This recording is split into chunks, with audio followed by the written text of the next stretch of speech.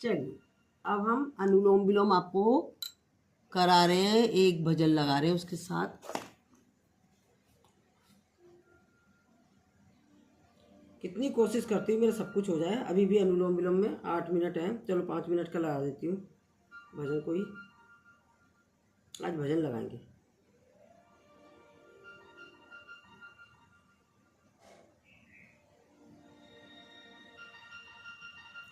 अनुलोम विलोम के बेनिफिट। अनुलोम विलोम के benefit.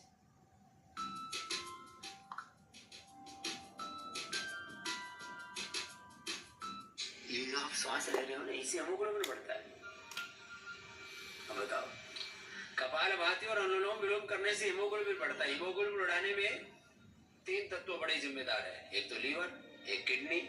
Liver और किडनी का फंक्शन अच्छा होगा तो लीवर और किडनी से जो पैदा होने वाले जो एंजाइम्स हैं, हार्मोन्स हैं, केमिकल्स हैं और साथ में ऑक्सीजन।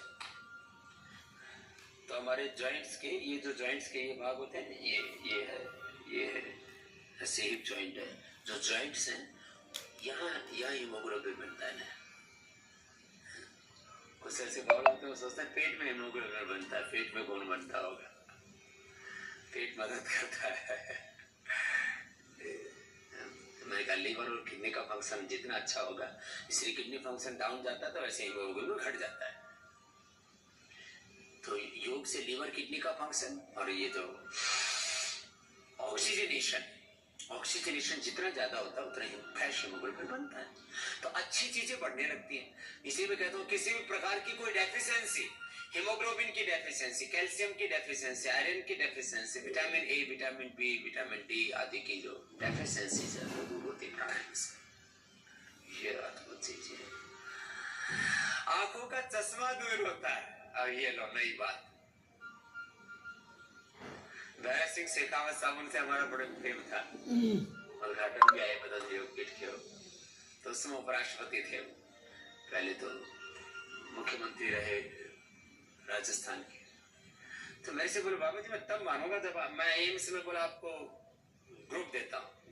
उनमें वहां आप डॉक्टर्स के साथ में कराए। उस समय हमारे पास फैसिलिटी नहीं थी, पतंजलि योग पीठ भी नहीं था हमारे पास में, जो है इक्विपमेंट्स नहीं थे हमारे पास में, डॉक्टर्स का कॉन्टेक्ट ज्यादा बड़ा नहीं था, डॉक्टर सहयोग नहीं करते थे उस समय हमारा। तो आज तो हमारे पास में हजारों डॉक्टर्स हैं। अनुलोम विलोम कर लो।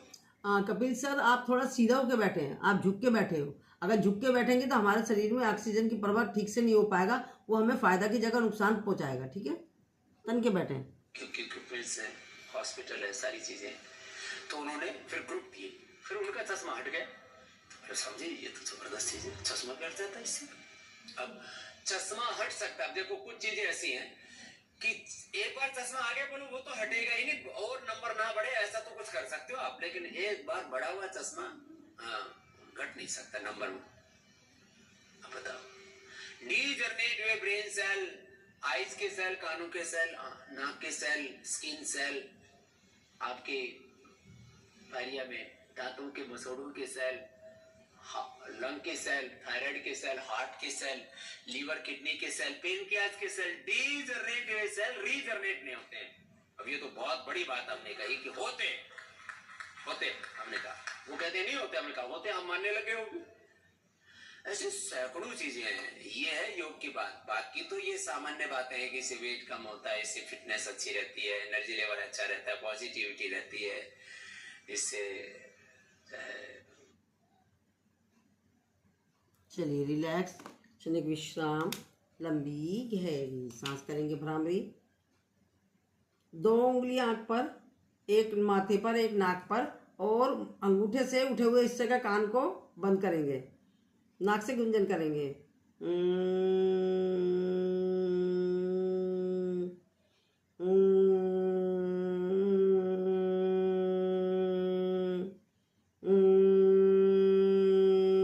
आंखों को बंद रखेंगे, करेंगे गीत।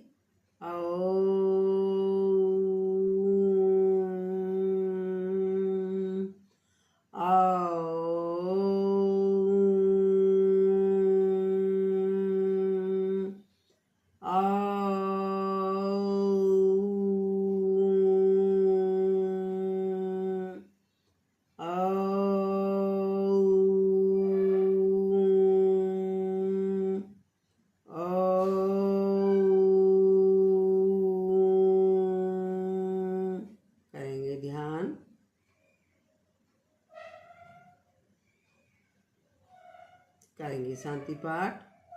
ओम द्यो शांति अंतरिक्ष शांति पृथ्वी शांति दापा शांति रोषधय शांति वनस्पतय शांति विश्वे देवा शांति ब्रह्मा शर्मा शांति रेव शांति श्यामा शांति रेदी। ओम शांति शांति शांति। हाथों को करेंगे। इस सुषमा को आँखों की कटोरी बनाकर आँखों पे रखेंगे और अंदर ही अंदर आँखों को टिमटिमाएंगे। फिर एक बार और रब करेंगे। इस सुषमा को आँखों पे लगाएंगे, नीचे से ऊपर की तरफ लगाएंगे, पूरे शरीर पर लगाएंगे। फिर हंसते हंसते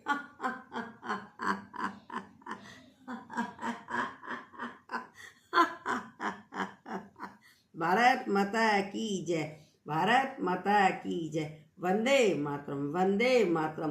करो योग, रहो निरोग। योग करेंगे, रोज करेंगे, युवा रहेंगे, तंदुरुस्त रहेंगे।